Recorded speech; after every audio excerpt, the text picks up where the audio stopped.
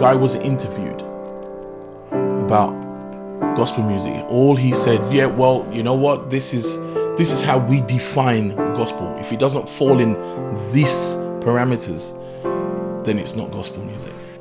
And it's like, wow. But yet, when you talk about praise and worship, you can do anything you want, but gospel music needs to fit into this parameter. What kind of nonsense is that? It's control. It's control.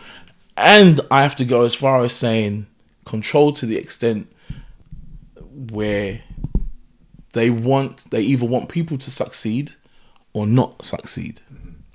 Yeah? There was a time growing up for me, right? And okay, I've always listened to gospel music, always, right?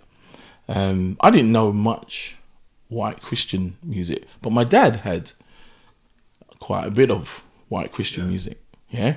So a lot of country western, yeah? All American stuff, yeah? And I remember that, and sometimes I would listen to it, yeah? I'd listen to Dolly Parton loads, right? Because she does come from she has a gospel background or a Christian background as well, yeah? So, you know, and I remember my dad always labeled it black gospel, white gospel, always. So we had two different holders where he had all the black gospel and he had all the white gospel. So, you know, and I was always generally listening to the black gospel, of course, but, you know, every now and again he'd pull out the white gospel and play that. Yeah. So, you know, and I was open to that. But over the years, as I've grown to learn things, one thing I've begun to notice was, especially in the 80s and 90s, Word, there was a distribution label called Word, and they distributed a lot of black gospel. I didn't know if they distributed a lot of white gospel because I never really listened to it much.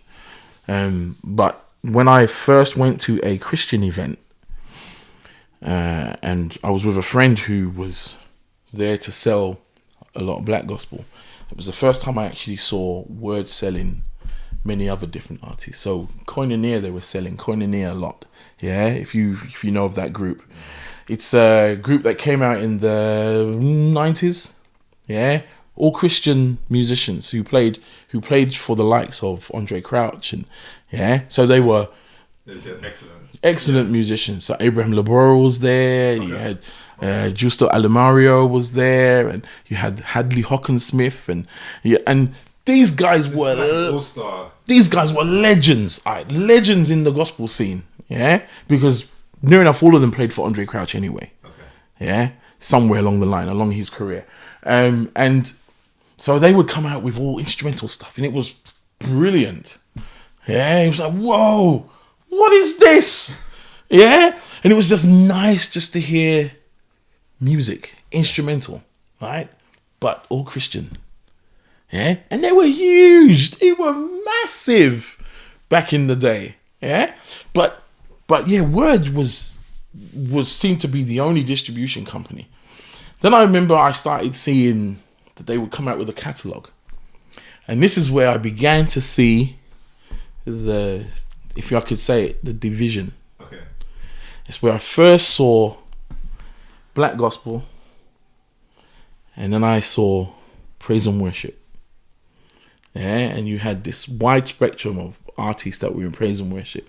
When it came to black gospel, you just had a certain section of people who were, I'm not thinking, and actually that section was diminishing. It's actually diminishing. You'd see less of it. Yeah, how am I thinking? What's going on? Because I used to see a whole load of gospel artists, you know, doing this or you know, being distributed by Word. But I think there was the emergence of many other distribution companies that were focusing on contemporary gospel, which was beginning to turn into black gospel, contemporary urban gospel. Yes. Yeah, all that kind of stuff. So all these names, you had these different names that were coming up. Again, it's all about, within the parameters of gospel music, it's only this. okay, we have to give this another name because it's not really gospel music. So they decide they want to call it contemporary gospel, and then they turn it into urban gospel, and I'm thinking, oh my gosh, all these different names, what's going on, you know? And then I'm like seeing this. Now I'm seeing the pages of praise and worship expanding, you know, less gospel, a lot more praise and worship. And I'm like thinking, okay, why is it just white artists I'm seeing in praise and worship? Really? Are they really doing that? You know, are you telling me that there's no black artists that can do praise and worship? Right? Because that's what it was telling me as I was looking at it. Yeah. Right? So I'm like, I'm confused. I'm like really confused. It's like, this is making no sense to me. But I think, to me, it's just my view, and people can disagree with me. They're certainly free to disagree with me. I have no problem with that. But I'm sorry, I just saw it as control. Yeah? Where, you know, is it going to be, yeah, we want to make it harder for them to, you know, to release music. Yeah? And I'm like thinking, no, I don't like that. I don't like that. This seems, there's too much division here, you know? So, and that's how I've felt for a long time.